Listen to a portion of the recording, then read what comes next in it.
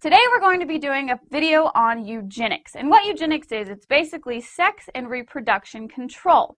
Now I'm going to bring up some points on this, and they're going to be controversial. So if you disagree, just go ahead and leave as many comments as you want.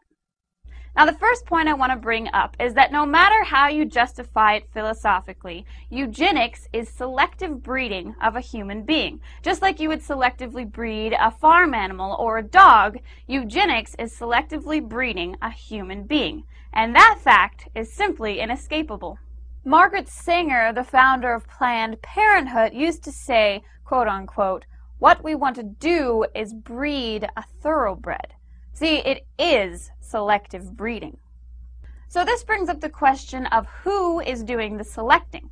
Now in the wild, animals have evolved to have a natural sexual selection, but when you breed them, you're taking away that natural aspect of sexual selection and having somebody else do the sexual selection for them. Whenever the government or society engages in eugenics, the individual's right to choose a mate is taken away. In other words, you as the individual no longer has the choice of what mate you have. It's given to a higher authority. Now you might be saying, wait, not all types of eugenics means I can't marry the person that I want or marry the person that I choose. Well, yeah, you can marry whoever you want, but we're just going to sterilize you or not allow you to have children with this particular person. So they're not taking away your right to marry whom you choose, but they are taking away the right to have babies or children with the person that you choose. And those are called reproductive rights, which are listed in the United Nations Universal Declaration of Human Rights, which brings up another point. Whenever you practice eugenics at all in a society, it will inevitably and always lead to human rights violations. Now, whenever we're talking about eugenics, it's always divided into two camps. The selected, those who are chosen to reproduce or those who are chosen not to reproduce, and the selector. Now, the selector is in control, while the selectees are being controlled. So let's take the analogy of agriculture. The farmer is the selector, while the livestock is the selectees. So whenever the selector makes these selections, it's a judgment call. It's basically his opinion deciding what's suitable or unsuitable, what's fit and what's not fit. So we have the selector who's making all these decisions about what's fit, what's unfit, who gets to reproduce and who doesn't get to reproduce, which brings up the question of who the hell is this selector? What makes his opinion more valid than the rest of us? Does he have some kind of superior insight into the perfect human being? I mean, when most of us choose someone to be with, a mate, a husband, a wife, boyfriend, or girlfriend, we're usually looking for the best qualities, and we're usually able to make judgments for ourselves. So what makes his opinions more valid than the ones that he is choosing for?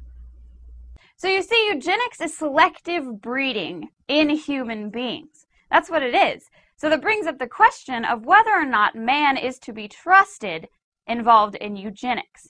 If we look back in history at examples of when man was involved in selective breeding, has that resulted in a superior or more fit species or not? So let's look at an example. Let's take dogs. Look at what selective breeding has done to the wolf. From the wolf, we've got chihuahuas, we've got pugs, we've got poodles. Now, are any of these new species any more fit for survival than a wolf? I don't think so. Come to think of it, has any of the new breeds of dogs become more suitable or more fit for survival than the wolf? So natural selection or evolution always makes an animal that is more adapted or more suitable or more fit for an environment, whereas selective breeding makes an animal that is more suitable or fit to a human whim or a human opinion. So this brings up a point which most people tend to ignore, is that most people assume that there's this universally agreed upon concept of what a perfect human being is, and that if the government was to engage in eugenics, they would do it in the direction of this universally agreed upon concept of an optimum human being. But when we look at selective breeding in the animal kingdom, we don't see that. Man doesn't breed livestock to be suitable for the environment. He breeds livestock to be suitable to his own needs. So let's look at a few examples. The dog that is bred for racing. Now these dogs aren't necessarily suitable in a natural environment. They're not the most hardy dogs or sturdy. They're bred for speed. Other dogs are bred to be mean, to be attack dogs. Other dogs are bred to be cute, just in general, just to look cute. Now, we don't see a dog that has been bred specifically to be more suitable than the original wolf. Now here's something I bet you didn't know. In World War II, Adolf Hitler actually funded experiments to impregnate chimpanzees with human semen. He figured that since chimpanzees are so much stronger than humans, actually 3 times stronger than humans, and they are typically very stupid animals, he could breed this mega soldier that could be easily controlled and would be super strong in the fighting area.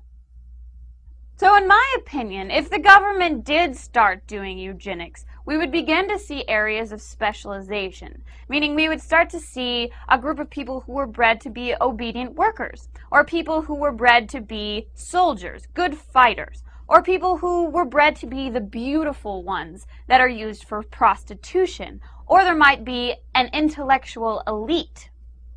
Because what we see in selective breeding is always these areas of specialization. You never see an animal bred just benevolently to be better. You always see it go in some direction of specialization. So whenever a society involves itself in eugenics, it's immediately creating a sort of caste society. In other words, it's immediately dividing it into different groups, which have different levels of rights. In other words, eugenics automatically creates social inequality.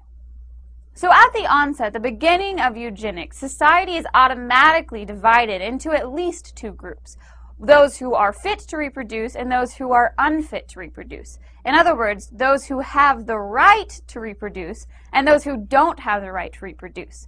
So social inequality is inherent in eugenics, period. So what happens 4 or 5 generations after this begins? Well, you're going to have this group that's the superhumans and those that were left to natural selection. What kind of rights are these super beings going to have over the others? Videos coming up. A video on Adolf Hitler and some facts you might not know about him.